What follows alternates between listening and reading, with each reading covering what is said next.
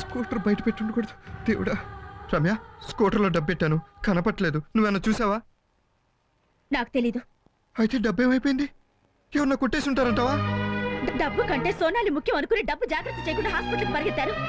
సోనాలి మోసలో పడి నాకు అన్యాయం చేశారు.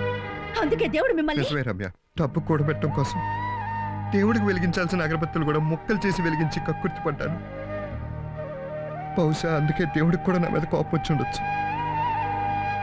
చేయి జారిపోయిన ఇల్లు దక్కించుకోవడం కోసం 20 ఏళ్ళు కష్టపడి దాచుకున్న డబ్బు ఈరోజు చేయి జారిపోయింది. మళ్ళీ అంత డబ్బు సంపాదించే అవకాశం నాకు లేదు.